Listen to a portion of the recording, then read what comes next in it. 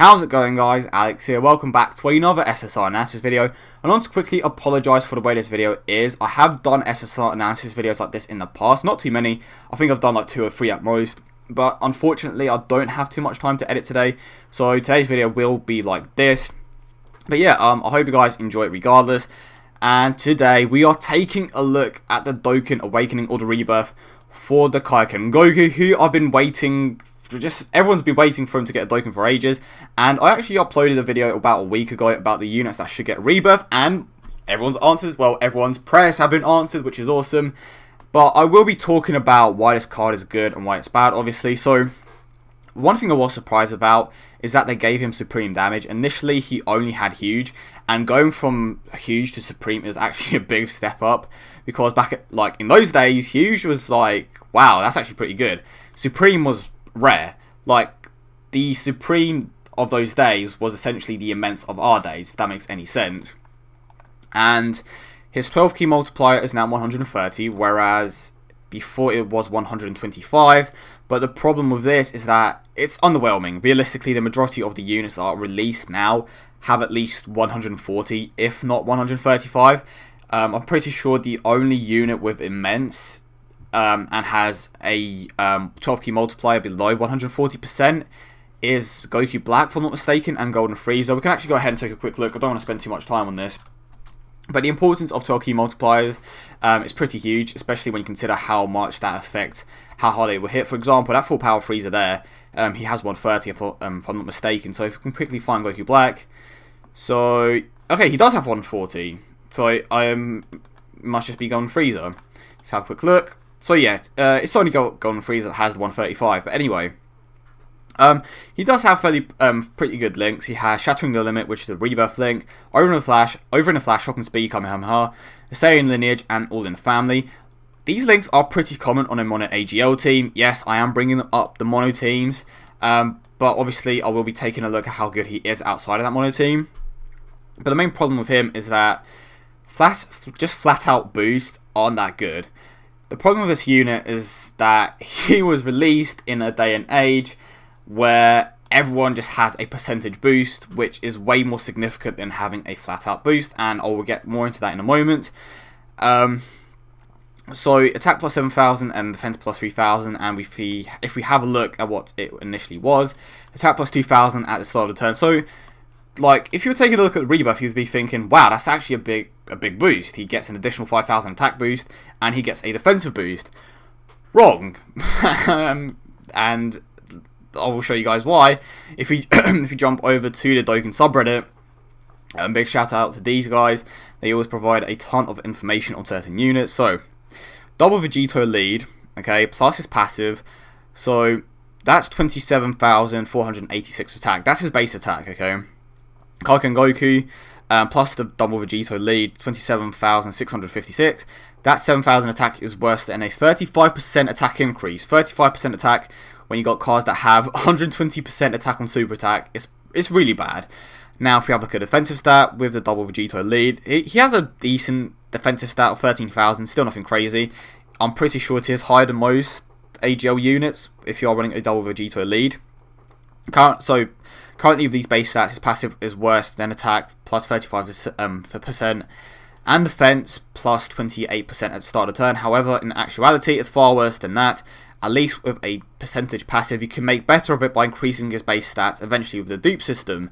However, since it's flat, you don't get double dipping of percentage scales. This is why flat increases are absolutely abysmal now. That is why, for example, I'm trying to think about him off the top of my head. I'm pretty sure it's units like LR Goku and Super Saiyan Blue Kaioken. They struggle to be on the top 10 list. Well, not LR Goku, obviously, he's still in the top 5. But if you have a look at Super Saiyan Blue Kaioken, because he has a flat out boost, he does struggle to get up higher on that top 10 hardest hitters list. So, another thing is that he is pretty similar to Super Saiyan God Goku. Me and Zenro and a few of the other guys in the chat were talking about him. He is basically Super Saiyan God Goku, but he's just a bad one, essentially. So it would take him 6 super attacks to outdamage Super Saiyan God Goku at super attack 10. Super Saiyan God Goku at super attack 10 normally does 250,000 damage, whereas on his on Kaioken Goku's 6th super attack, he would hit for 265k, 6th. And keep in mind, that with every phase switch, that resets. So we've pretty much gone over his damage calculations and how that flat out attack is pretty underwhelming. And if this decides to load up, we can go ahead and I can go ahead and just show you an example of a team. And to be honest, if you are missing out on any top tier units, he is a good unit, don't get me wrong.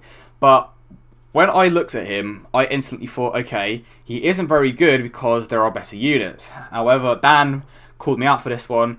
I was assuming that people obviously had the best units, but if we were to assume that you didn't have the best AGL type units, he is good. He isn't going to hit the hardest. He does have the potential to be one of the hardest hitters, but again, it does take multiple super attacks to get to that point, and that's at super attack 10. Keep in mind that those calculations were at super attack 10. At super attack 10, it's going to be much lower.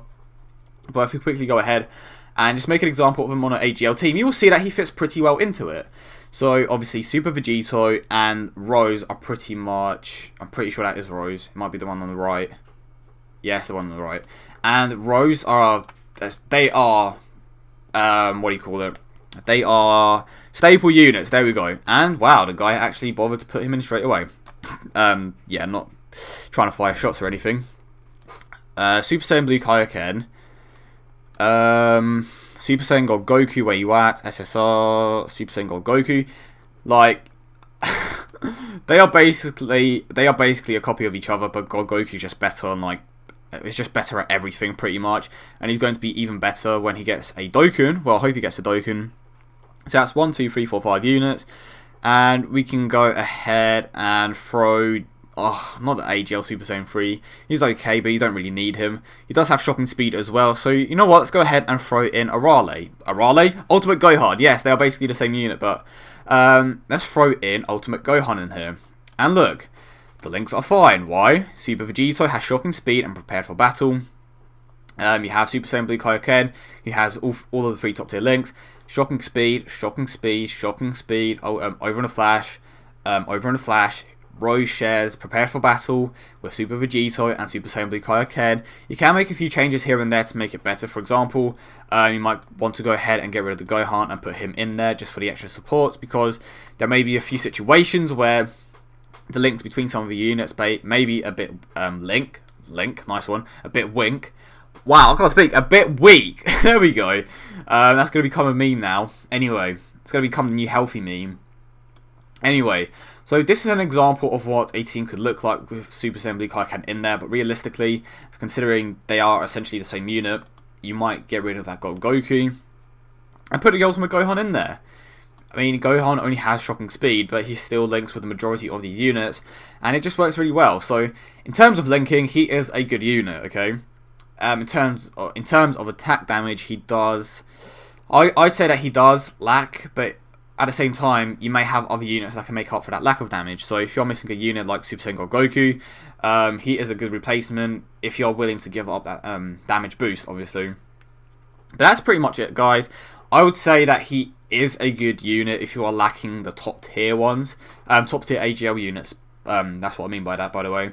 But he is lacking. If they gave him a percentage boost instead of a flat out boost, he would be much better, as you saw in that Dokkan subreddit post, which I will link in the comment section down below if you want to have a look at it. Yeah, I mean, he is underwhelming. I expected him to be a lot better, and to add to the fact that he isn't that great, his super attack animation is basically a copy of Ultimate Gohan, so they were pretty lazy when they were making this unit, and I had high hopes for him. I'm pretty sure I said in my video that they should give him a percentage boost, or just give him a mechanic that somehow transfers his flat out attack boost into a percentage boost, or just make the Kaioken mechanic better. But yeah, I hope you guys did enjoy. It was a bit of a short one. I'm sorry for the way it was kind of laid out. I unfortunately didn't have too much time today, as I said at the start of the video.